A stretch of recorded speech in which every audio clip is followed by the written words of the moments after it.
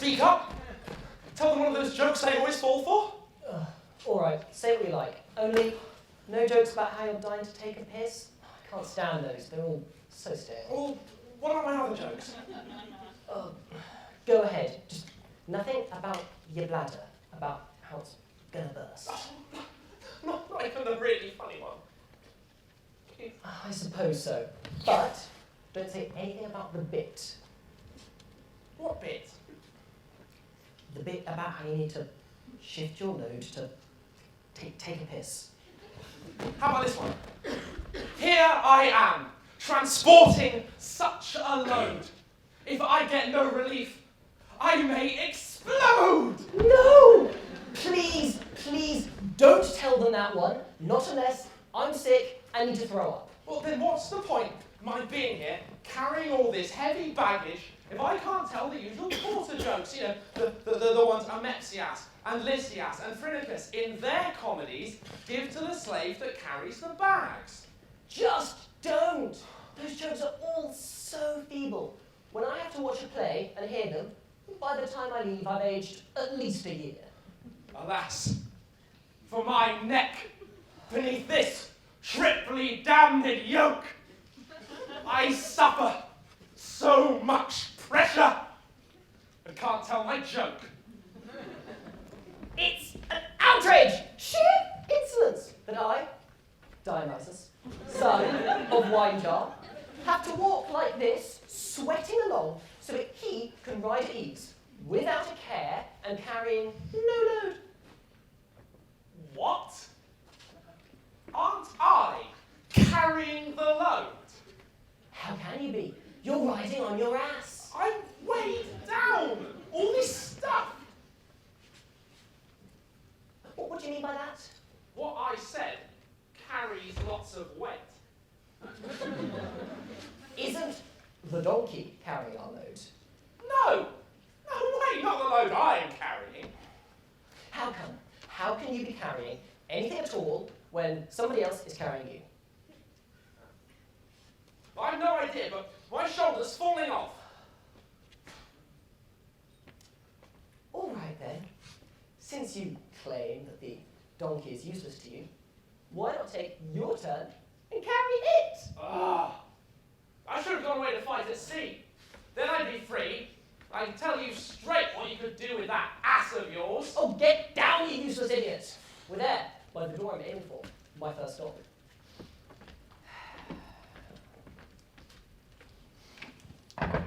Hey there, Hercules! I'm summoning you. Who's banging on this door, smashing at it like some wild Pegasus?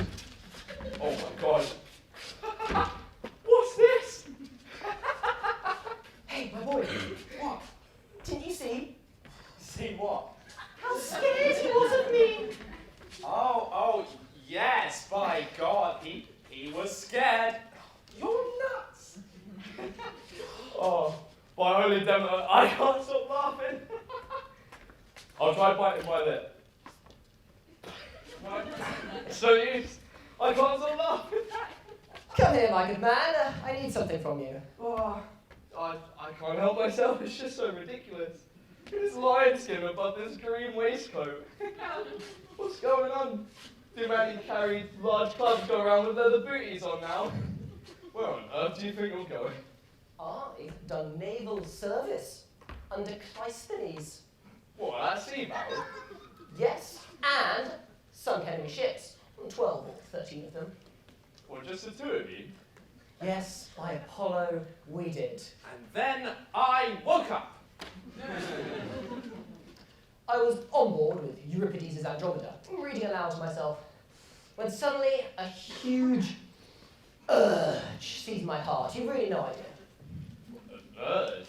Oh, how big was it? The size of Molon. Oh, so tiny. For a woman? No, Oh, a young lad then? certainly not. Was it a man? Bah! Did you grab hold of your Cleisthenes? Do not mock me, brother. I'm not doing so well, tormented by such hot desires. Okay, well then, tell me, my little brother. What's it like? I can't explain it. But I'll try and show you by analogy. Have you ever had a craving for some stew? A stew? In my life, maybe 10,000 times.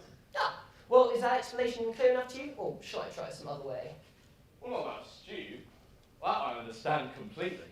Well then, that's how much I'm eaten up with my desire for Euripides. Even when he's dead? Oh, so no one is going to talk me out of it.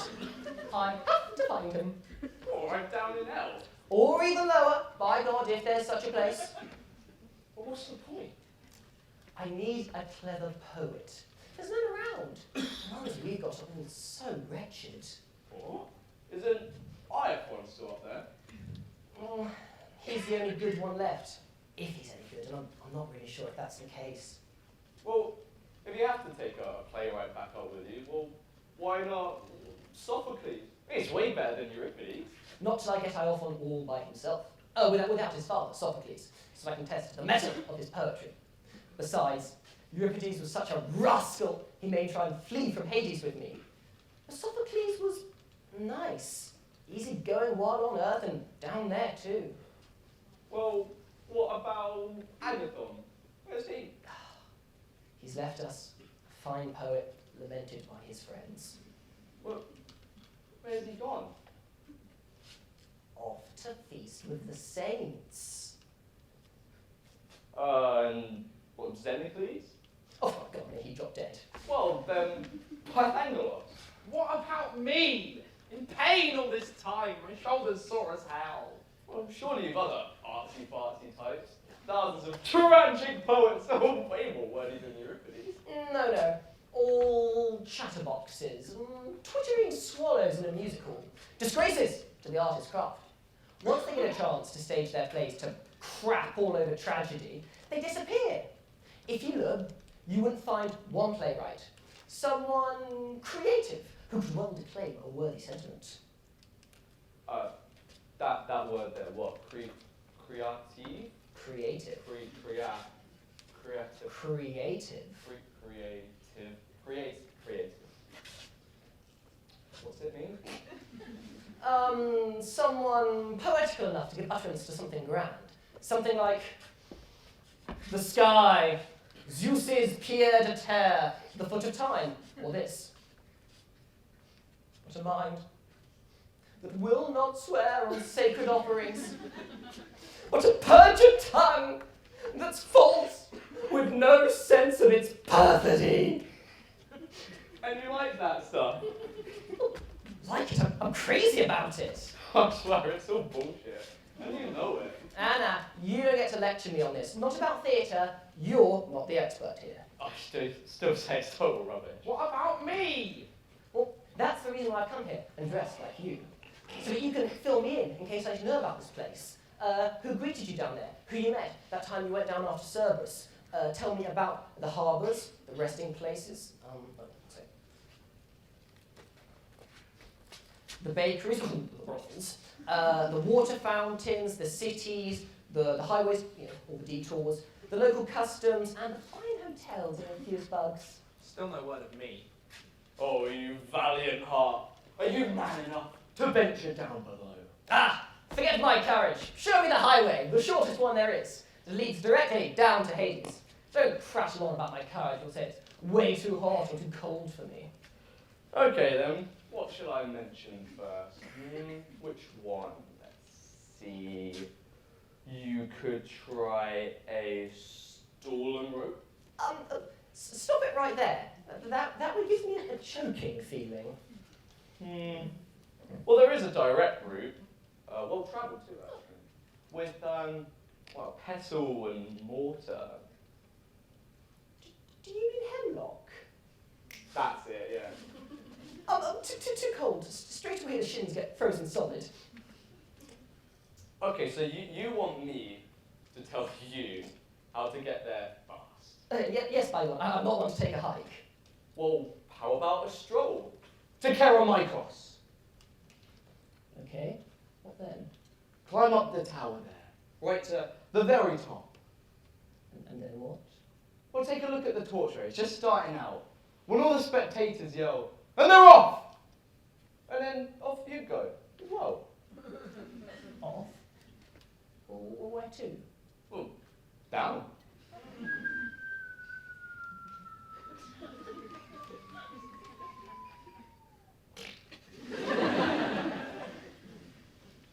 I can't take that road. I pulverise both bristle wrappers of my brain.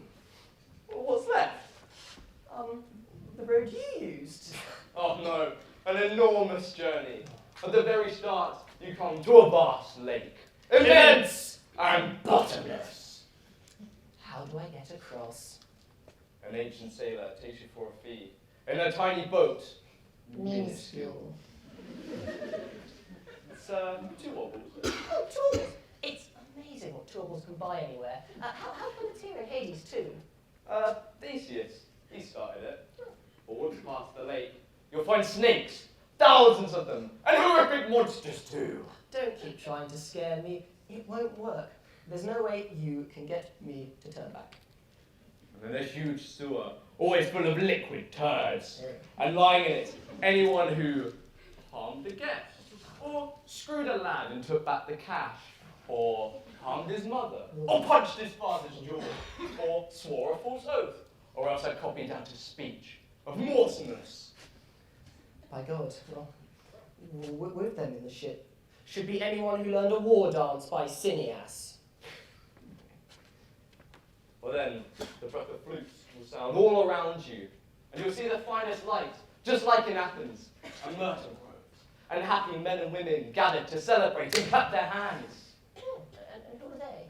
Those are the initiates, the ones who celebrate the mysteries. Well, by God, in these mysteries, I play the ass. I'll not stand for this a moment longer. Those ones will tell you all you need to know. These initiates live closest to the road that takes you to the door of Pluto's place. And so, my brother, I bid you farewell. Goodbye. God keep you healthy too.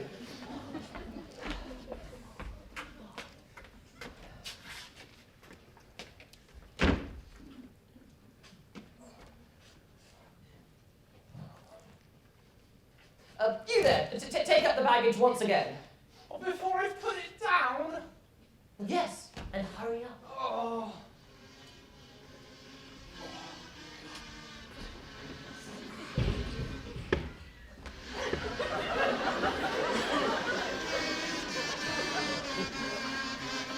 Master, I'm begging you, hire one of them, the ones carrying the corpse. It's what they're there for. And if I don't find anyone? Well, then I'll carry the bags. All right, fair enough. Off a corpse. Hey there, you stiff. I'm talking to you. Hello. You want to take a little luggage down to hell? How much? This stuff here. Will you pay 2 drachmas? Wait, my God, no less than that. Then go away. Hang on, my dear fellow. Can't we haggle? If you don't pay 2 drachmas, forget it. What about 9 obols? No bloody way. I'd rather you shock me back to life again.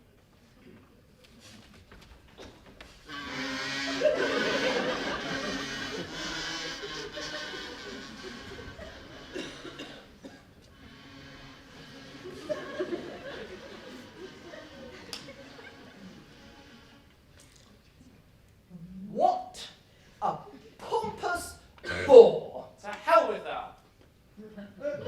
I'll take the bags. That's my good man, a loyal and worthy slave. Jesus Christ.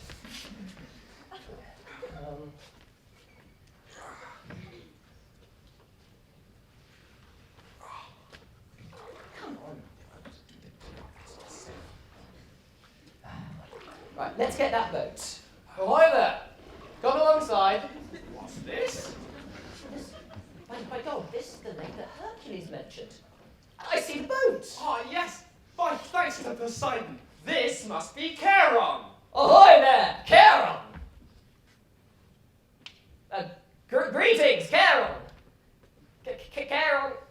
Hello! Who seeks to rest from work and trouble? Who's heading for fields of forgetfulness? Neverland, the Serbians, the Ravens, and Teneris. Oh, that's me! Then jump aboard. Oh, Special stop, just for you. So, climb aboard. All right, my lad, hop in. I won't take the slave. Not unless he's fought at sea to save his skin. Not me, by God. No way. My eyes were bad. You must take me to around the lake. Where will I meet you? At Wuthering Rock, right by the rest stop. You got that? Yeah, I got that. Why am I so unlucky? When we began this, I must have really pissed someone off. Sit down there. Is that all? Hurry up. Anyone else? All aboard. What are you doing? What do you mean? I'm sitting on this oar. That's what you told me to do. Come on, fatso. Park your boat right here. There. Can you pick up the oar? Stretch your arms. Don't be such a fool. Set your foot here. Now pull the oar with all your might.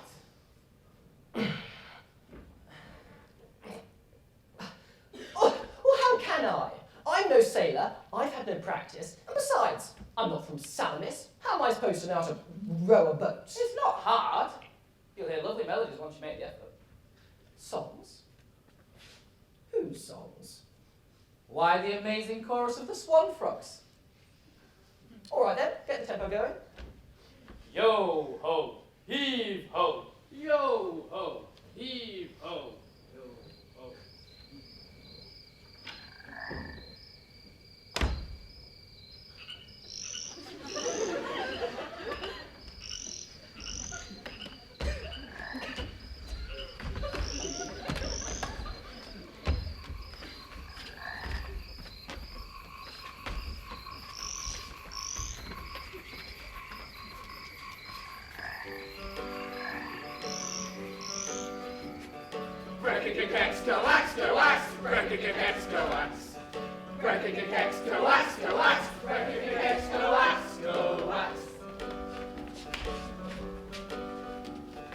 Children of the marsh and lake, harmonious song, how sweetly make our own enchanting melodies. Coax, coax.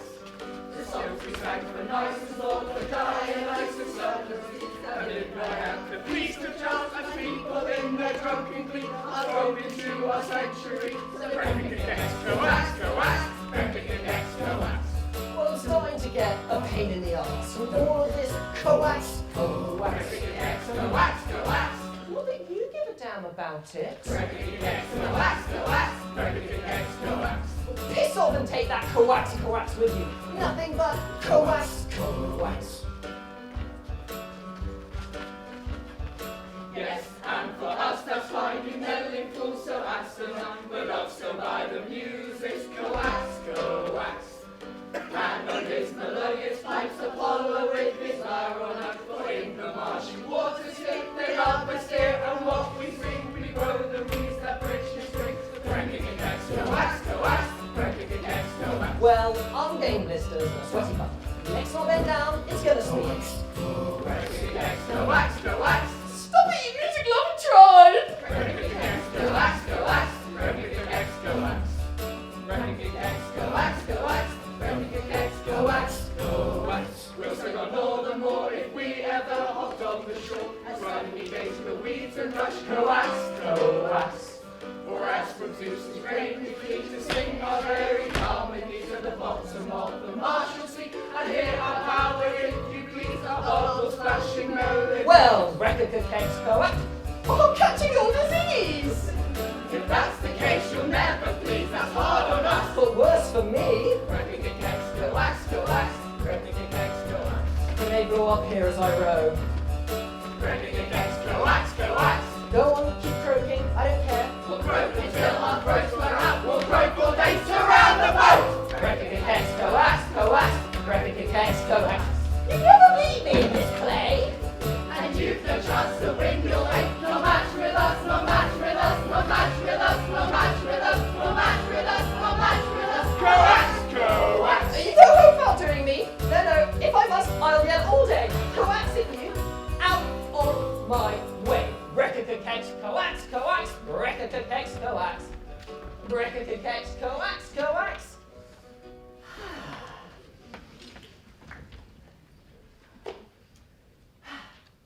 You see, sooner or later, I would win and make you stop your harsh coaxing din. Oh, stop it.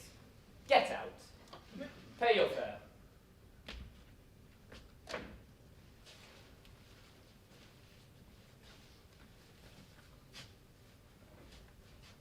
Chewables.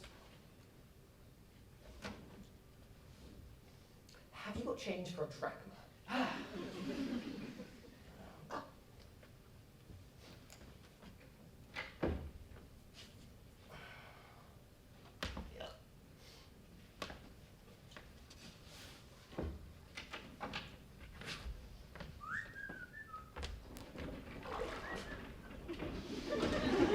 Oh, sorry, Beelzebub.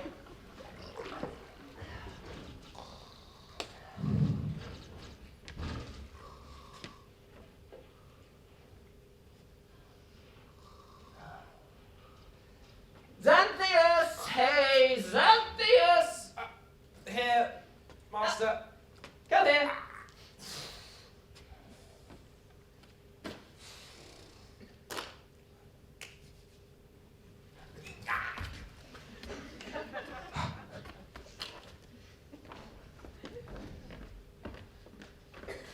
Greetings, Master.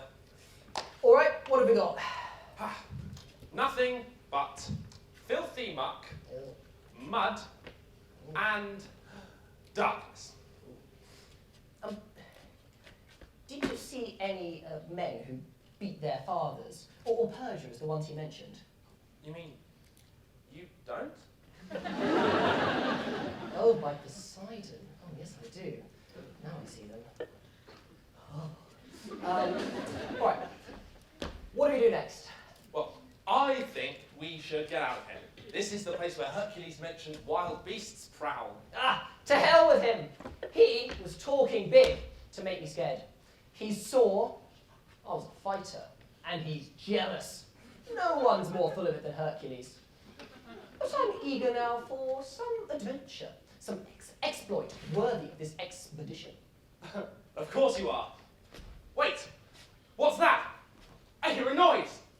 What? Where is it? It's behind us. Get behind me. Wait, no, now it's in front. You get in front. Oh, yes, I see it now. Oh, a monstrous beast. What's it like? It's weird. All sorts of shapes. It's an ox. No, now it's a jackass. Oh. Oh, now it's a woman. Oh, what a gorgeous babe. Oh, where is she? Hello. Oh, wait, no! It's not a woman anymore.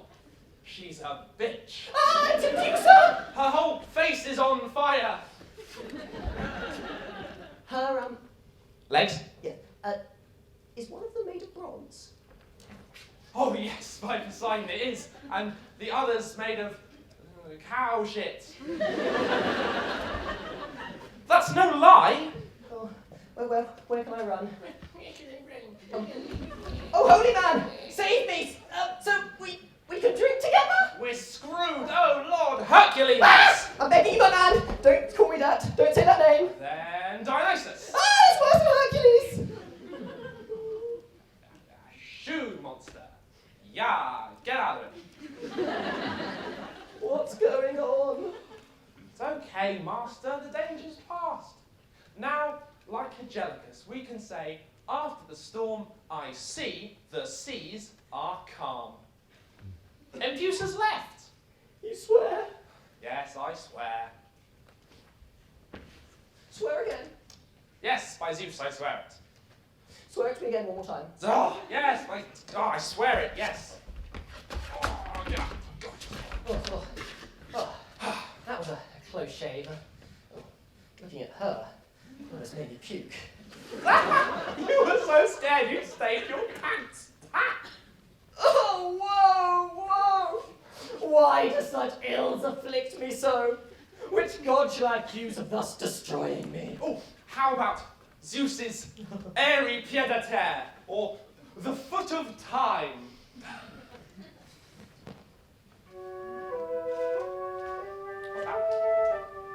Do you hear that? What was it? You can't hear it?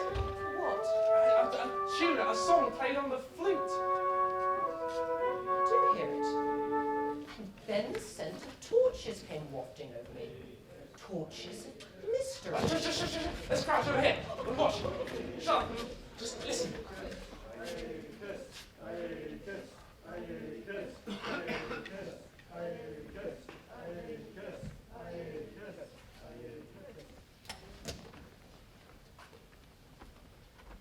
Look, Master, these must be the initiates, the ones Hercules mentioned. Diagoras him to Iacus. It sounds like that to me. We'd best shut up to find out for sure. Widely honored Iacus, creator of the sweetest joyful song, come here with us to the meter. Show us how you move along. Iacus, the lover of the dance, sculpt me forward as I prance. In your playful penny pinch your mood, you've torn my tiny dance, you've ripped my dress to shreds. Iacus, you've found a way for all of us to dance and play. Oh, Iacus, lover of the dance, sculpt me forward as I prance. What's more, as I just glanced aside around me here, I saw a girl, a lovely partner in the dance. Her scanty dress was ripped in two. I saw a nipple peeking through. Iacus, lover of the dance, sculpt me forward as I prance. Iacus, lover of the dance, sculpt me forward as I prance. Iacus, lover of the dance, sculpt me forward as I prance.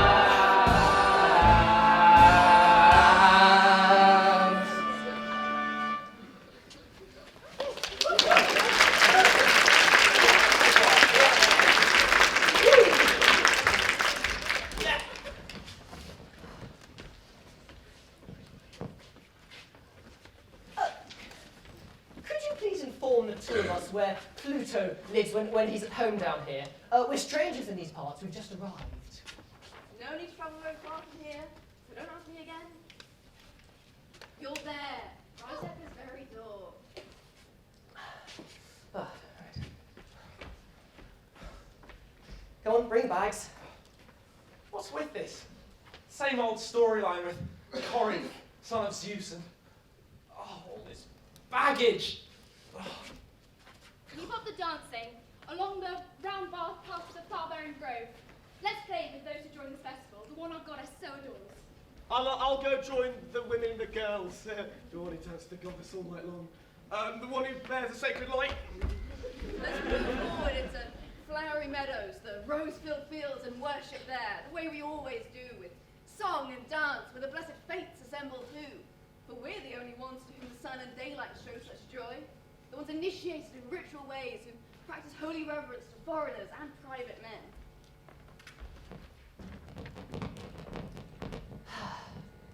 Let's see. What style should I use at this point to knock upon the door? Which one to use? What's the local style of knocking down here? For God's sake, just knock! Act like Hercules. You've got his length and strength. Hey there, Dorky! Who is it? It's great Hercules. Oh, you monstrous, you shameless, reckless wretch! Villain, damn smiling villain! The man who made off with Cerberus, my dog! You grabbed him by the throat and throttled him, and then you took him on the run while I stood guard. Now you're caught. Black-hearted Stygian rocks and blood-dripping peaks of Acheron will hold you down. Roman hounds of Cocytus will gnaw your guts to bits. And Echidna too. She's got 100 heads. The Tartesian eel will chew your lungs. Your kidneys bleed from entrails. Her Thracian gorgons rip apart. I'll set out hot foot in their direction.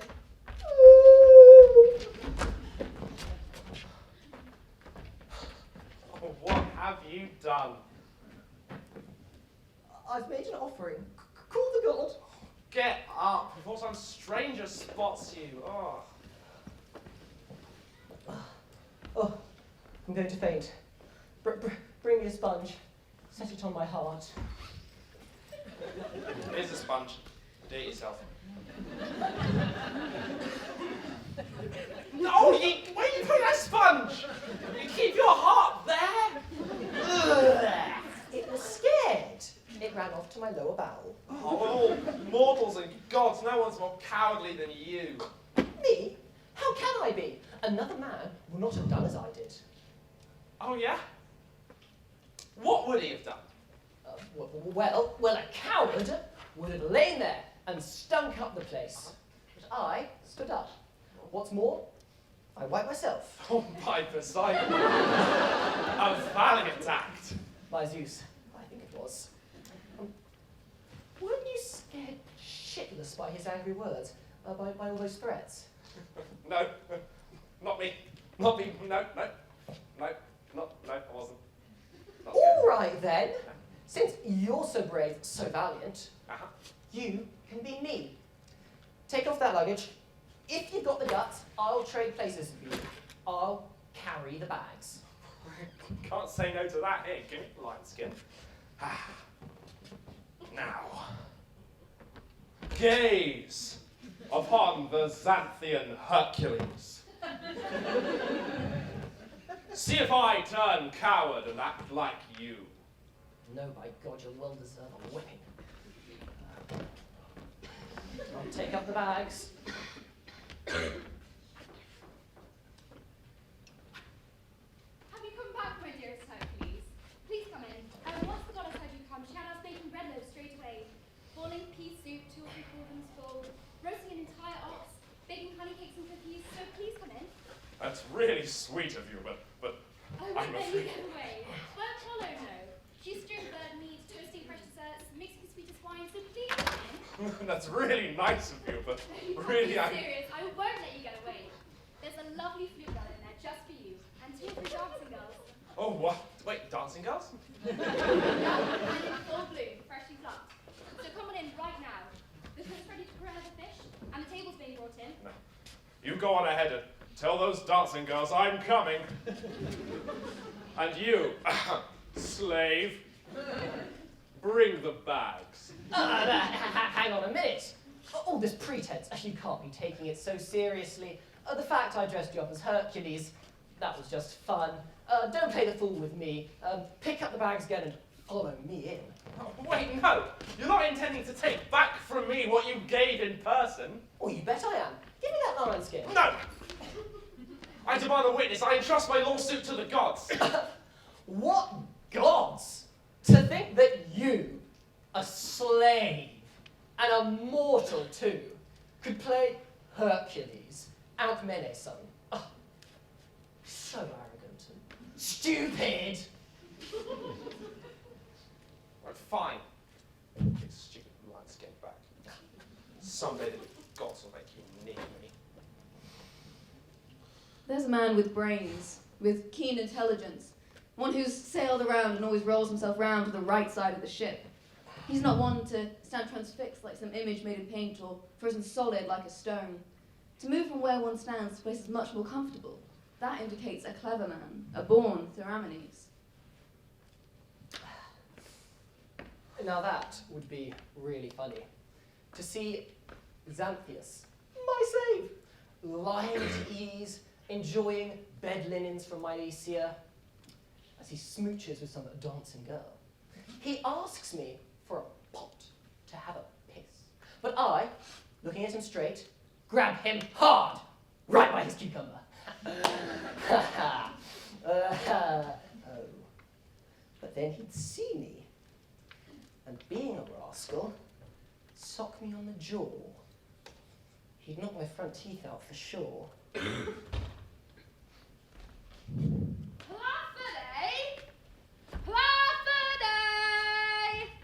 Come on out here! That fellow is back, who came to our hotel and ate up all our bread, all 16 loaves. My God, that's the one. Someone's in trouble. And 20 boiled hams. So half an oval each. Oh, now he's in for it. And lots of garlic too. My dear women, you jest. Oh, you don't know what you're talking about. Oh, yes, you do. You thought I wouldn't know anymore because you've got those little booties on. Now, what else was there? I haven't said a word about the pickled fish. Oh, you missed out all the fresh cheese too. My God, the scandalate even gobbled up the baskets. And to top it all off, when I tallied up his bill, he just looked at me and yelled. A massive roar right in my face. That's just like him. He does that everywhere. And then he pulled out his sword. My God, he looked insane. My God, you poured it. Oh, no, no.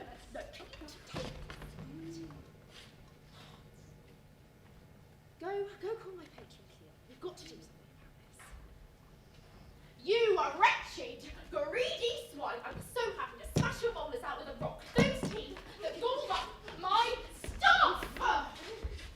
That's really nice. And I'd like to dump you in a deep ravine.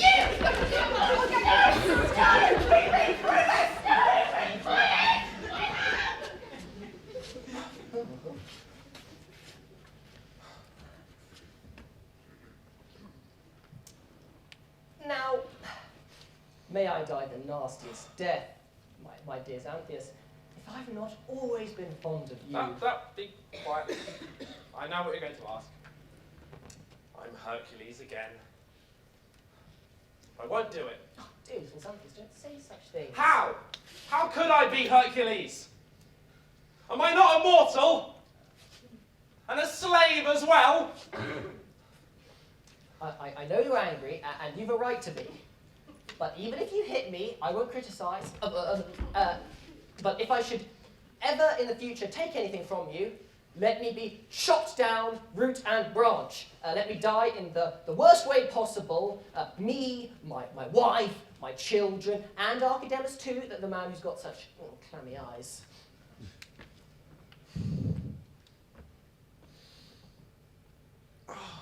Okay. Fine, by your oath, I accept your offer.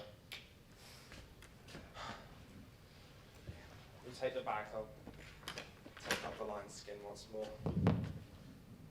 Now you've taken up the skin, the one you had before, your task now is to start again, reinvigorate yourself. Once more put on that dreadful stare, recall the god you imitate. But if you get caught in foolish talk and squeak out squeals of fear, you'll be compelled once again to carry all the bags from here. Tie up this dog thief. Get a move on too so that we can punish him. Be quick about it. Uh-oh, someone's in trouble. You get away from me. Someone's fighting back. It's scandalous the way he hits them back. And more than that, he steals. That's shocking. It's even worse. It's shameful and dreadful. Now, I am prepared to die if I was here before today, or if I stole a thing from you that's worth a hair. And what's more, I'll make you an offer. Take my slave here and torture him.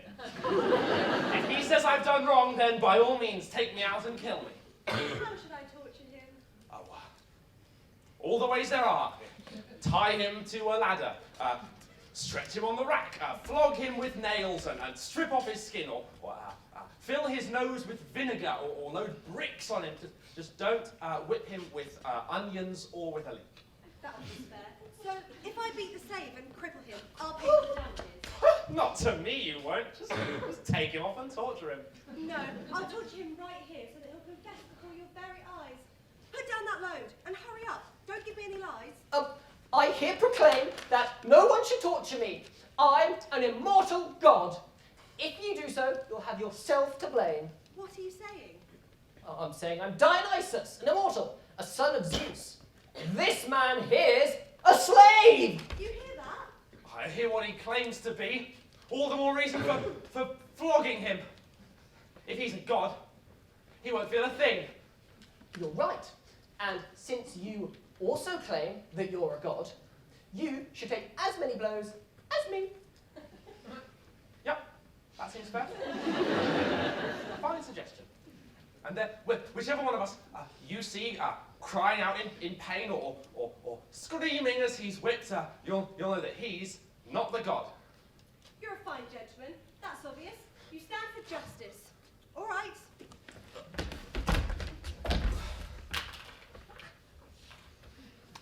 Wait. How will you make it even? How are you going to keep it fair? That's easy. Alternate the blows. A fine suggestion. See if I flinch or not. But I just hit you. Didn't feel a thing. All right. Now I'll lay into this one here. When are you going to start my whipping? I just did. Oh, why didn't I sneeze? I haven't a clue.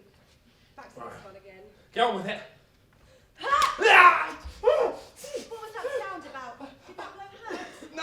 No, I was just remembering the feast for Hercules at Diomea. The man's a saint. All right, now back to this one.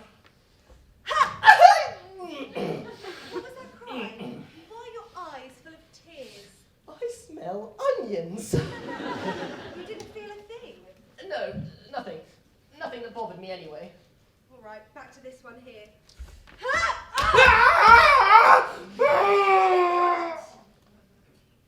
Prickle. Pull it out.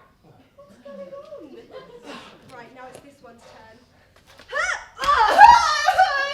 Apollo, whose eyes are This is ridiculous. The man's clearly in pain. Oh, no, I'm not. I was just remembering some poetry. A verse from Hippolytus. Hurry, Demeter, I can't sort this out. Which one's the god? You best come inside. My master Pluto will know who you are, and his wife, Persephone. They're gods. Now we're talking. Although I wish you'd thought of that before these whippings.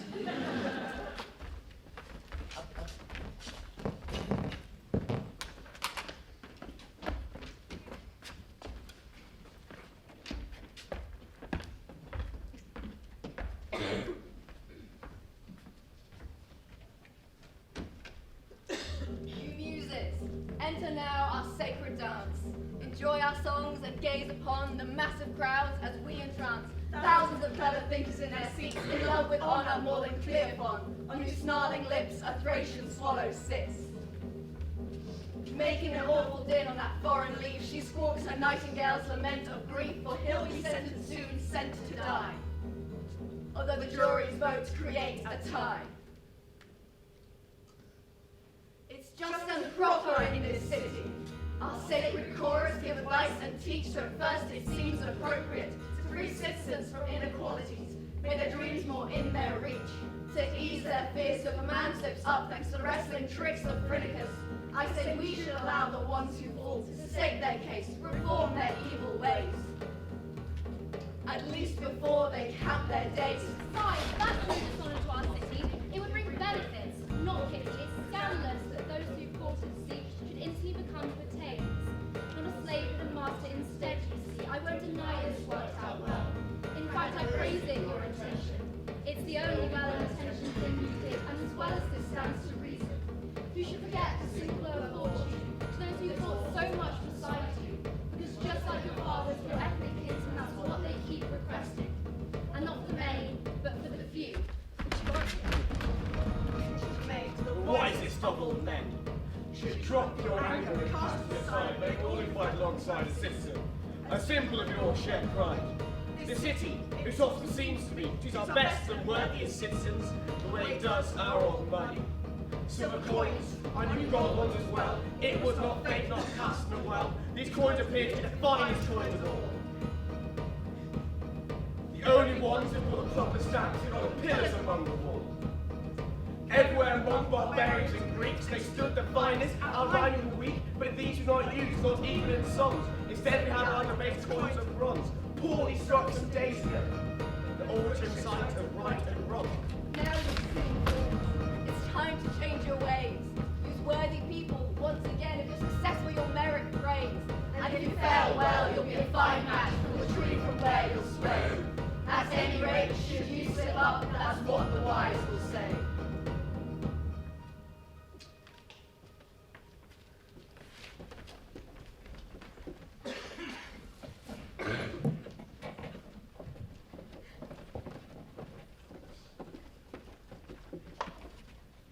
Why, Zeus who saves us? That master of yours is a very cultured gentleman. Yes, by God. All he knows how to do is drink and dip his dink. Oh, but not to meet you on the spot when they prove you were the slave. And one who claims to be master. If he had, he'd have had regrets, and that's a fact. What you just did was worthy of a slave. Something I love to do. Forgive my asking, but what is it you love to do? Oh, it's more than love. Almost ecstasy.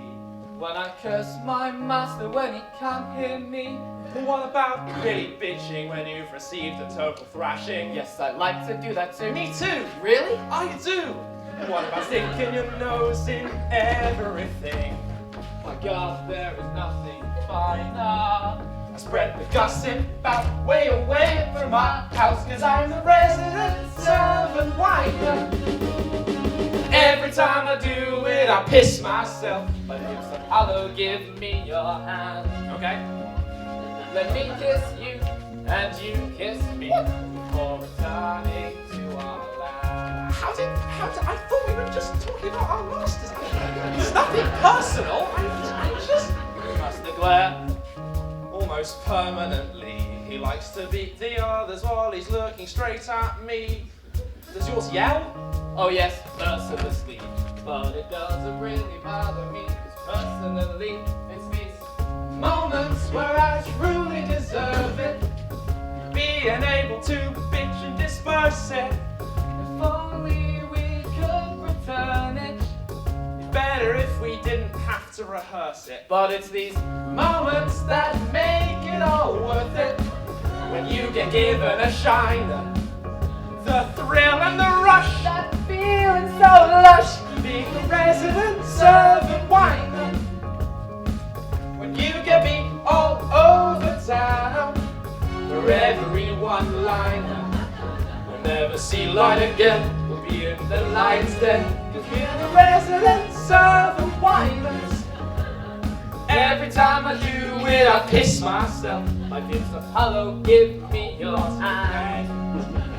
Let me kiss you, and you kiss You're not getting it, okay? Before returning to our Look, you're not listening to me. I'm sorry. I'm just not that way. Dear Apollo, give me your hand. For Apollo's sake. Let me kiss you, and you If it'll kiss shut you me up. Before returning So I can return to my land. Come here.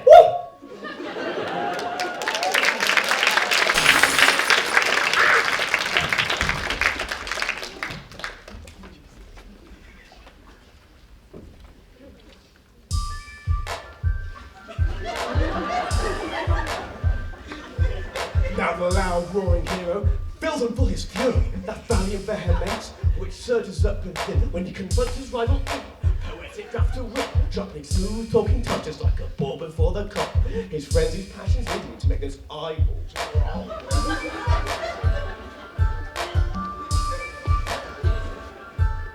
The battle's here at hand. Helmet glancing war. Horse-crested words shattering their swords. As the subtle chiseled worker tries to push and parry. Diamond phrases from the man who Armag's re-elect. The bristling crest erect. They're on his shaggy neck. A fearful scowl upon his brow and bellows that he'll wreck. With his language fixed with bolts. Outlining all their faults. In their wounds as well as twist and knife and axe a dash of salt.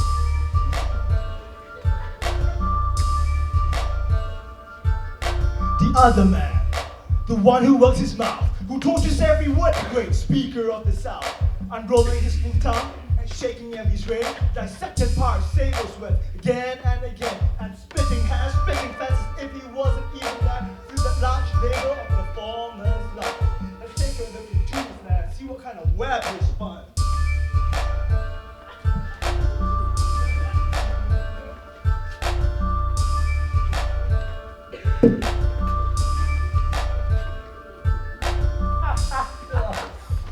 No more advice. I'll not give up my chair.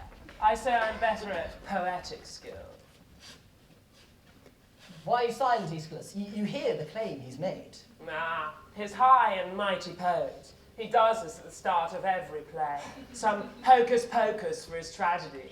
Oh, my dear fellow, that's too much big talk. No, I know the man, and for a long time now I've studied him. He makes crude characters with stubborn tongues. As for his own mouth, It's unrestrained, uncontrolled, unlocked, no proper discourse. Bombast diloquent. Is that so, you garden goddess child? You say that of me, you gossip monger, a beggar's poet who picks and stitches rags. You'll regret those words, sir.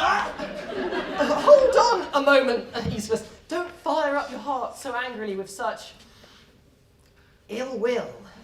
No, I won't hold back, not till I've exposed the man and clearly proved this cripple's poet is a boastful fool.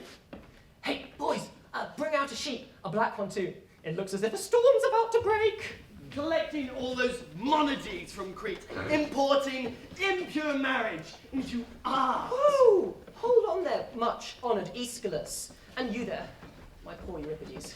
Back off beyond this breaking storm, that would be wise. In case his anger cracks your skull in two. Some heady phrase makes all the brain leak out your hero Telephos.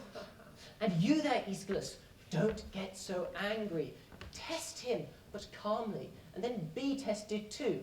It's just not right for poets to engage in such abuse like two women selling bread. You bellow as if you were a tree on fire. I'm ready. I don't mind biting or being bitten first. Whatever he prefers. About my diction, or the songs and sinews of my tragic plays. And by God, about my Peleus, or my Meleager, or even my Iolaus, or even about my Telephos. What do you want to do? Tell us, Aeschylus. I have no wish to enter battle here. The war we fight is not on equal terms. Why is that? My poetry did not die with me, but his did once he did, so it's down here. He'll have it with him when he wants to speak. But nonetheless, since it's what you want, must go through with this. Come on, someone bring an offering here and fire as well, so I can pray before this contest starts. Our battle of the brains, and judge the fight with maximum aesthetic expertise. Now, before we have you to recite your lines, you ought to offer up your prayers.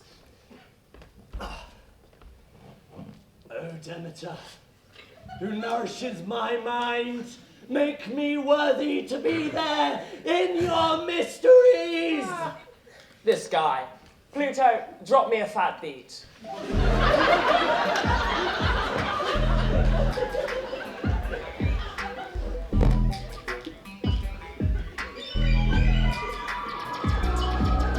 O air, my food, O pivot of my tongue, O native wit caught in a web that's not been spun, whatever words I seize upon, however I may shine, after all is said and done, this victory is mine. Now we're filled with great desire to hear from poets with such skill. With such skill.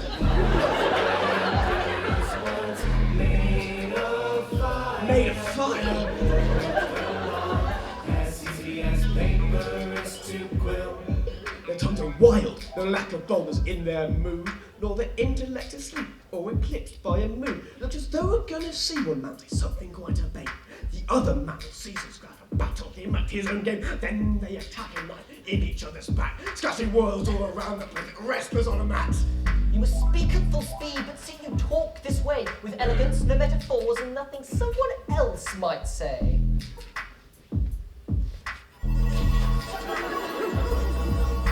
As to myself, the kind of poet that I am, I think I will leave those examples for the end. I'll demonstrate how this fellow's fraudulent, a cheat. I'll show how he took them in and gave them a numbered seat. First he'd wrap a person up and sit them down with no face and character like Niobe or Achilles in their place. Mere window dressing tragedy, they didn't speak on matter. Hey, that's right, they didn't say a word. I'm sorry, did I stutter? And his chorus figures, scores of words about to break, actors on stage in silence. I've seen more passion from a play. Well, I like that they kept quiet. You know, I found that it pleased me. A beauty buried in plain sight, within their own simplicity. Better than the mumble artists of today, who babble on and on, not a care in what they say, none can doubt they fell from where a silent fellow sat. Well, you were a fool, and there is no doubt of that. But why, sir, what is it that you are trying to spit? My dear bewildered little man, it simply was a trick designed to keep spectators firmly in their seats, waiting for when Niobe might finally start to speak. What a rascal! How he had me fooled! Ugh. Why are you fretting there? You're messing with my mood. How miserable I feel. Well, please stay quiet, you hear? Nothing he ever said was ever really clear. Don't grind your teeth, Aeschylus, please. Not while we're on the battlefield. He talked from the bronze enamelled griffin eagles on their shields, in horsecliff phrases that are hard to comprehend. By God, you're right. In fact, one night my day just wouldn't end.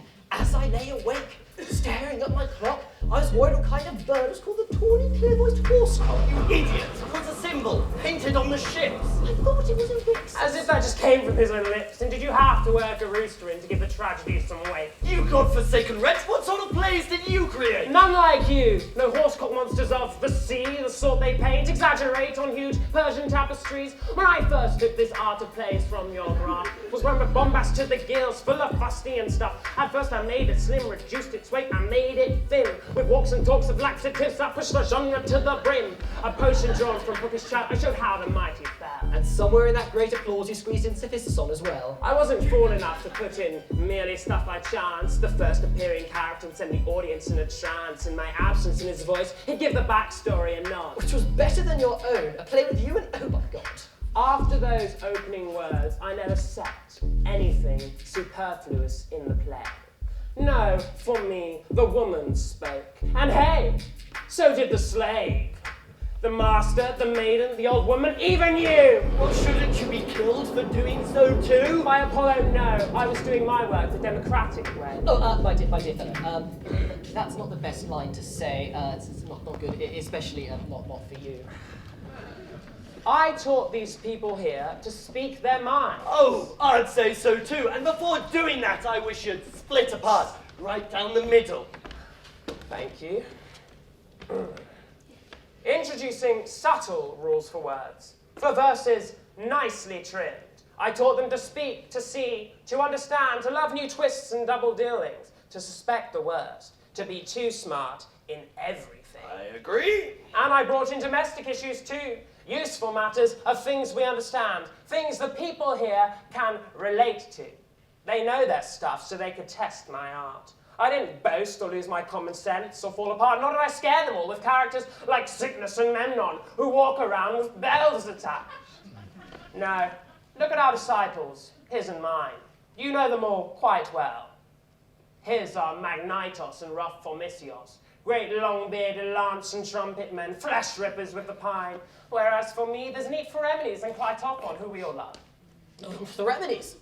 Now, he's a clever man, expert in everything. When he gets in trouble, when it hits him in the face, he gets away no problem by changing who he is. If being a Chian doesn't work for him, then he pretends that he's a Chian. I taught these people here to think about such things. I brought logic into art. I made them questioners. Their minds are more profound than they were before. They see everything and understand it all. Now they organize their homes much better. They ask, what's this? What's going on? Who took that? Yes, by God, that's what they do. Now each Athenian man goes home and starts to yell, to scream at his own servants. Where's my pot? My sardine, who's bitten off its head? My bowl from bygone years, is it too dead and gone? And where's my garlic clove? I had it yesterday. Who's been munching on my olives?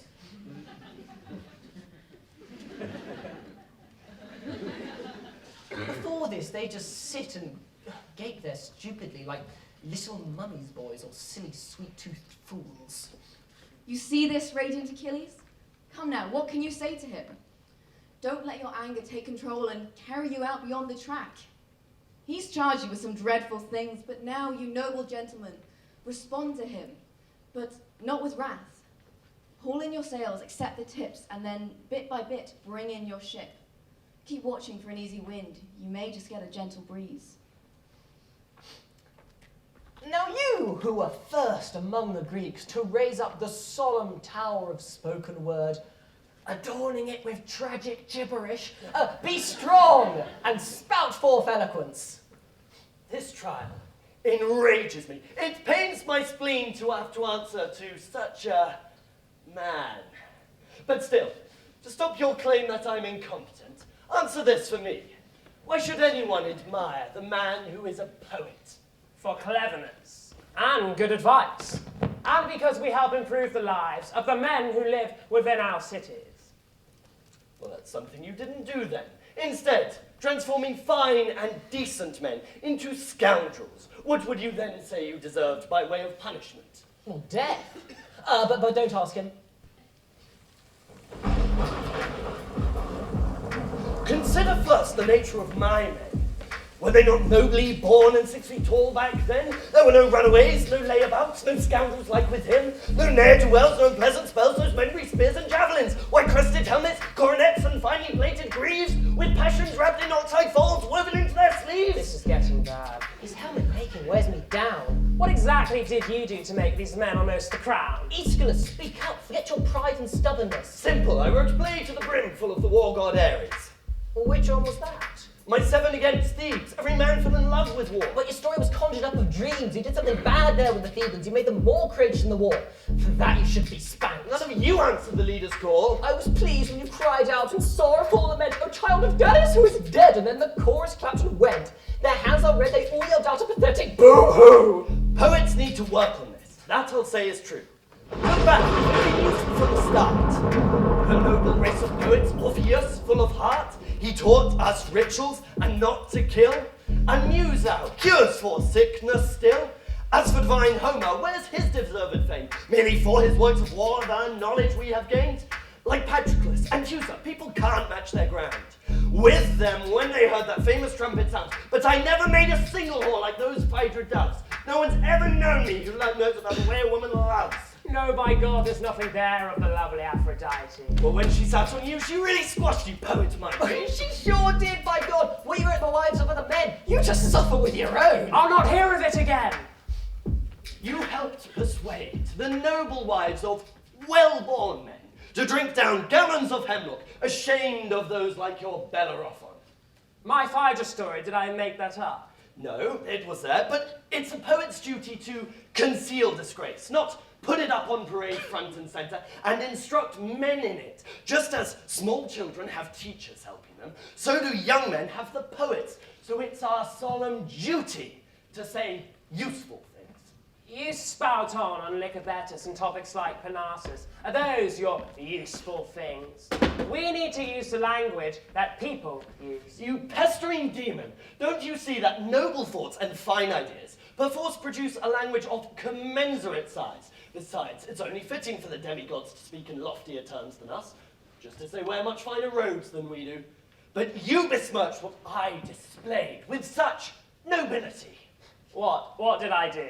Well, firstly, you dressed your kings in rags and made them pitiful to all who watched. If I did that, what damage did it do? Well, it's your fault no rich man anymore is keen to pay out money for a ship. Instead, he dresses himself in rags and weeps and whines about how poor he is. Yes, by Demeter, that's true. But underneath, he wears a tunic of pure wool. And then, if he deceives them with a speech like that, he pops up in the market by the fish.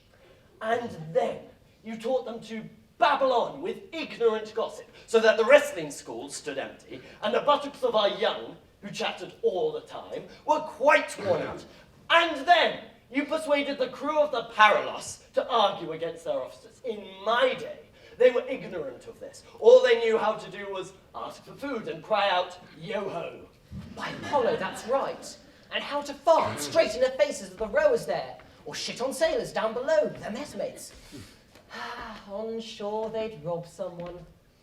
Now they talk back. They never row, just sail out here and there.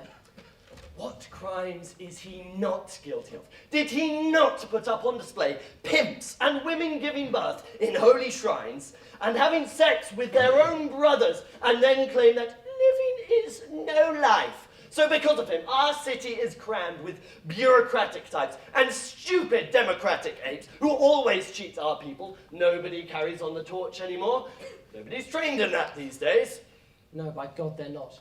That's why, while at the last Panathenaic festival, I laughed myself quite pissless.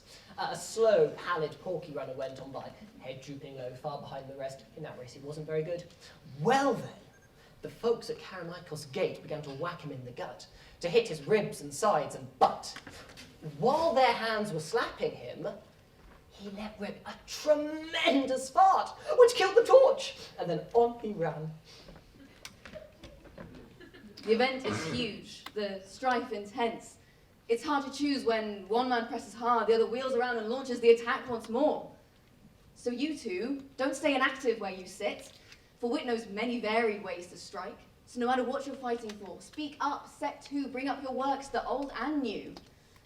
Do not fear, the people watching here are too ignorant and will not see the subtle points of what you two may say. Have no fear on that count, for it's not true. They've served in wars, and each man owns a book. It's in their nature to understand the witty parts, and now the whetstones really sharpen their minds. So have no fears. Examine everything, at least for the spectators' benefit, since they've become so wise. But what's going to happen now? I have an idea how he'll criticize and mar the ones whose lyrics are our finest songs so far. How will his censure ring for a Dionysian king? For me, a fearful thing. His songs are truly quite astonishing. I'll give quick proof, for I'll condense them all into a single song. That's a good idea. I will gather up some pebbles and keep score. You write that sort of bilge, and then dare to criticize my songs. You, who wrote your tunes to the 12-stringed music of Cyrene. Bah, I still want to check his solo melodies and their lyric style. Now, I want to bring him to the balance scale, the very thing to test our poetry, to see how much our phrases weigh. Come here then, if I have to do this, treating poets just like cheese for sale. Great men like these take pains for. Here's a marvel once again. Devices new and strange they bring. Who else would think up such a thing? I'd not think it true even if someone I met had told me so. Come on, stand beside the scale. All right. I'm ready. So speak your line into the tray. I wish that Argive's ship had never flown. O river spur chaos, where cattle graze. Oh, Cuckoo, the pan on this man's side has gone much further down. Why is that? Why? Because he put a river in it. He wet his words the way wool sellers do, whereas you put in a word of wings. All right, let him speak again and match me. Grab hold again. I'm ready. I'm ready. So speak down. Persuasion has no temple except speech. The only God who loves no gifts is death. Let go, look. Oh, the pan on this man's side has gone down again. He put death in, the heaviest of harms. But I put in persuasion, and my line was beautifully expressed. Persuasion's light. She's got no real brains at all. Try something else, a heavy line, immense and ponderous, to make you sink. A heavy line like that, where can I find such a line in all my verse? I'll tell you. Achilles threw the dice, 2 snake eyes and a 4. You better speak. The last time the two of you will be weighed. His right hand grasped the heavy iron club.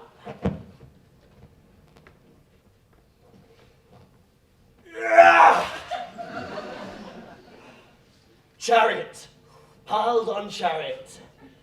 Corpse on corpse! Oh, this time he got you once again! How so? Oh, he put in 2 chariots and 2 stiffs. 100 Egyptians can shift that load. Compete with me no longer word for word. Put him in the scale with wife and children. Throw on Sir Xiphon as well. Let him step in, sit down with all his books. As for me, I'll only put in 2 phrases of my own.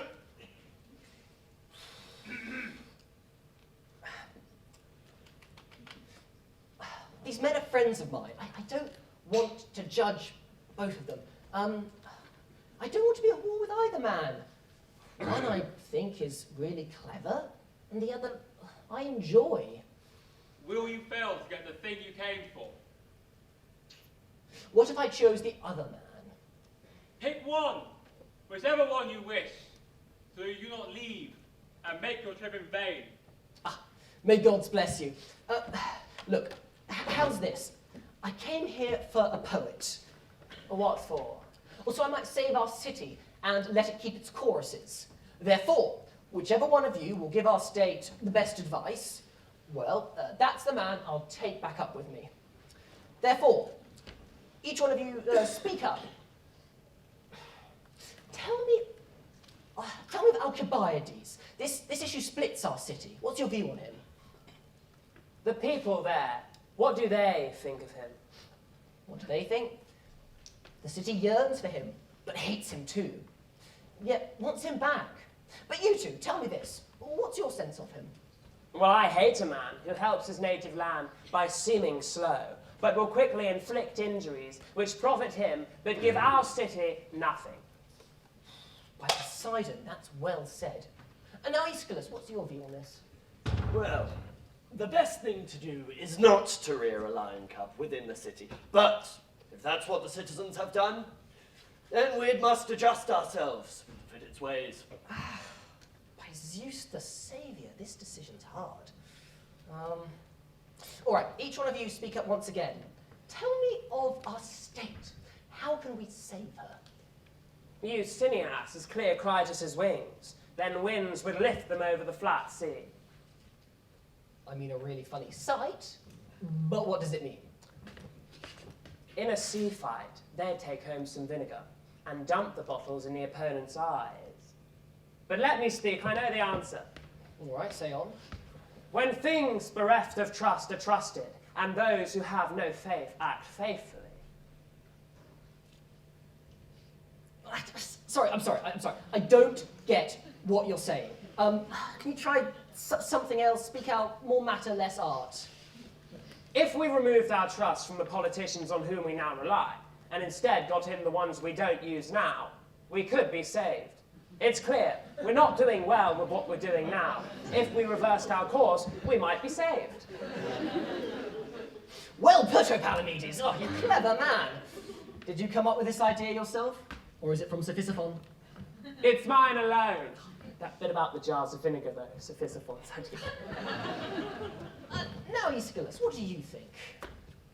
About our city-state. Acquaint me, first of all, with those men in her employ. Are they good men? Of course not. She hates those worst of all. She loves the ne'er-do-wells? Not really, but she's got no choice. She has to use them. How can one save a city such as this one, which has no love for woolen city coats or the country cloaks of goatskin? By Zeus, to get upstairs, you'd better think of something. Up there a talk. I don't want to, yeah? Oh, don't be like that. Send something good from down here. When they look upon the foe's land as their own, and when they look upon their land as the enemy's, and when they look upon their ships as riches and their wealth as wretchedness. But jury members wolf down cash. You should decide. I'll make my choice between them. I will choose the one who's pleasing to my soul. Do not forget the gods by whom you swore to take me home. You have to choose your friends. My tongue made that oath. But I choose Aeschylus. What have you done? You foulest of all men! I picked Aeschylus to win. Why not? You dare look me in the eye after having done the dirtiest of deeds? What's dirty if this audience approves? You're heartless. Will you not think of me now I am dead? What if living is really dying? Or breathing dining? Or sleep a pillow slip? Come inside now, Dionysus, Well, what for? so I may entertain you before you go. An excellent idea. By God, I won't say no. Blessed is the man with keen intelligence. We learn this truth in many ways. Once he's proved his good sense, he goes back home again. He brings our citizens good things, along with family and friends with his perceptive mind. So, to be truly civilized, don't sit by Socrates and chat, or cast the muse's work aside, forgetting the most vital skills of writing tragedies. Wasting time with pompous words while idly scratching verbal bits. That suits a man who's lost his wits. So farewell, Aeschylus. Go. Protect our city with your noble thoughts, and educate our fools. We have so many. Take this sword, hand it to Cleophon. This rope to Tapkes de Mirmac and his colleague Nicomathos. And this hemlock to Archinomos. Tell them to come here at once without delay. And if not, then, by Apollo, oh, crowd and cripple them! And ship them down at full speed with Adromantos, Cephalus' son.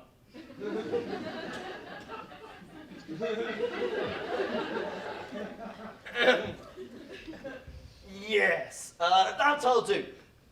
As for my share of honor there, give it to Sophocles, in case I ever come back. He's the one whose talent I would put in second place. Bear in mind, though, that rogue right there, that clown, that liar, will never occupy my chair, not even by mistake. Let your torches shine. Let your sacred torches light the way for him. Escort him on his way, and praise his fame with his own songs and dances. First, you spirits underneath the ground, let us bid our poet here a fond farewell as he goes upwards to the light. To the city grant worthy thoughts of every excellence.